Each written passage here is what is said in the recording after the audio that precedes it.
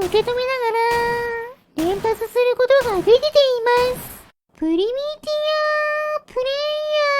ヤーエールです。今回はオートマチック銃を作ってみようと思います。以前にも作りましたが、新素材を使って簡単に連発できるより強力な銃にしたいので、うまくできたらチャンネル登録してもらえると嬉しいです。それでは作っていきましょう。まずはクリエイティブモードを利用したちょっとした小ネタを紹介しておきます。スタート地点のモノリスを設計図に登録して不安定な場所に呼び出すことで倒すことができました。説明画面は残ったままなので幽体離脱してるみたいですね。さらに月にあったモノリスを召喚することで何でも月の石に変えられます。こんなに大きなイエロースライムも一発で石化できました。もちろん大木だって石になります。重さを測るとちょうど90トンでした。小ネタはこのくらいにして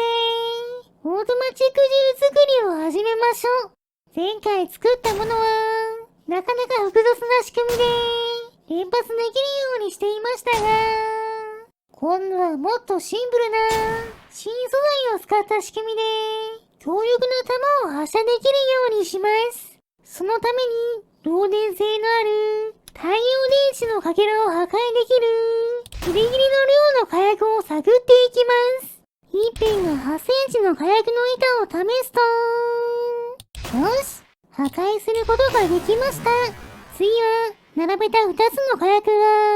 ギリギリ誘爆しない距離を確認しておきましょう。勝手に連鎖しないようにするためですね。よし、このくらい間隔を空ければ問題なさそうです。念のためタングステンの刃を先端につけたものを10個並べて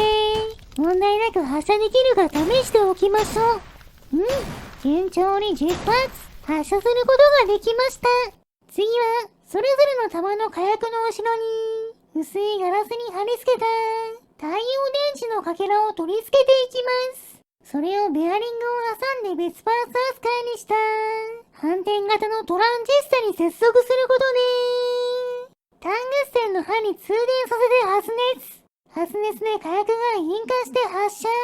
火薬の爆発の威力で太陽電池のかけらが消滅。トランジスタに通電しなくなることで一つ後ろのタングステンに通電という今までと比べるとかなり効率的な発射の仕組みです。接触せずに通電させるにはタングステンの刃に2センチ以下まで近づけないといけないので、こんな感じで間に挟んだガラスを破壊することで太陽電池と火薬が同じパーツとして結合されていない状態にします。そしてこちらに反転型のトランジスタを追加して古代の合金より軽い太陽電池の棒で配線をしていきましょう。なかなか苦労しましたが、火薬の後ろにある太陽電池が破壊されるとトランジスタの横には通電しなくなる回路を作ることができました。この回路にバッテリー8本分の電気を流すことで火薬で太陽電池を壊して次の弾に通電させるという仕組みがうまく働いて10発の弾を前から順番に撃つことができました。あとはこちらにバッテリーとトリガースイッチを取り付けて手に持って撃てるようにしましょう。取り付け終わったので早速持って撃ってみると一発目を撃った後、あれ、次の弾が発射できません。なぜか一番前の太陽電池が壊れていないみたいです。しょうがないので手で太陽電池を外して残りの弾を撃つと普通に発射できました。でも太陽電池が壊れるせいか手から離れてしまいます。こうならないようにさらに改良しましょう。一番最初の太陽電池だけなるだけ火薬に密着した状態で取り付けて手で掴むバッテリーとトリガースイッチ部分は、ベアリングを挟むことで、別パーツ扱いになるようにしました。こちらを持って発射してみると、よし、2発目も発射できました。火薬が大きく、反動軽減機構もないので、反動は強いんですが、強力な弾を好きなタイミングで10連発することができました。トリガーを引きっぱなしにすると、それなりに連射できますが、狙いが定まらず、銃が壊れることも多くなります。それでも、なるだけ銃を高めに持つと、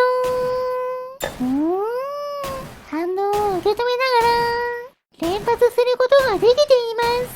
す。そのままトリガー引きっぱなしの状態で、10発を撃ち尽くすことができました。壊れやすい火薬と、太陽電池の隙間が狭いので、反動でぶつかって壊れることもありますが、新素材を使った、今までになかった仕組みで、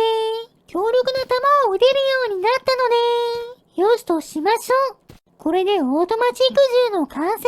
す。配線に古代の合金ではなく、太陽電池を使ったおかげか、片手でなんとか持てる重量に収まりました。カメラに向かって撃ちましょう。激しい反動が発生していますが、発射間隔を調整して、10発全部撃ち尽くしました。最後に壊れてますね。次は複製した大木を狙ってみます。あれだけ離れている大木の葉っぱになかなかのダメージを与えて耐久力を削っています。そのまま出発撃ち続けていい感じに破壊することができました。今度は小さな木をたくさん複製してそれを狙って撃ってみます。命中精度もかなり高いです。順番に弾が当たっていってほとんどの木を破壊することができました。続いて、近くに召喚した風力発電機を撃ってみます。すると、一撃で破壊できました。いつもより大きな火薬と単合線の刃を使っているので、なかなかの威力です。それでは次は、こちらのザオキャラの大群を狙って、オートマチック銃で撃ってみましょう。果たしてどれくらい倒すことができるんでしょうか。さすがの命中ですね。バシバシザコゲラが倒されていきます。ヘッドショットが決まって頭も吹っ飛んでますね。ちなみに私の視点だとこんな感じです。照準器を覗きながらトリガースイッチを引くとだいたい1秒くらいで火薬に点火して次々に弾を発射できます。反応はかなり大きいのでしっかり両手で持って支えながら撃ちましょう。よし、10発すべての弾を無事に発射できました。それでは最後はイエロースライムに効くようにガラスのかけらをそれぞれの弾に貼り付けたらこちらの巨大スライムを狙って発射してみましょう。果たして倒すことはできるんでしょうか。いきますよ。発射ダメージは入っていますが、ガラスのかけらが薄くないせいもあって、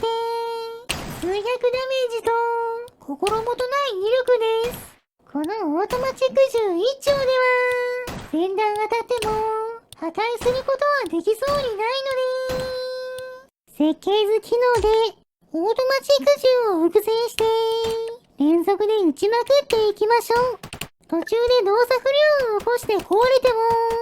気にせず次の銃に持ち替えて、射撃を続けていると、やったー !547 ダメージ巨大スライムを倒しました。たくさんのオートマチック銃を使って、大量の弾を浴びせたおかげです。それでは、この勝利を祝して、スライムを燃やしてしまいましょう。燃えるものを集めてきて、火をつけます。いい感じに燃えていますね。よし、スライムも美味しそうに焼けたので、食べてしまいましょう。もちろん、今回頑張ってくれた、オートマチックお裾分けしてあげます。はい、どうぞ。今回の動画はここまでです。面白かったと思ったら、チャンネル登録、高評価をしていただけると嬉しいです。リクエストなど、コメントもお待ちしていますね。それでは皆さん、まー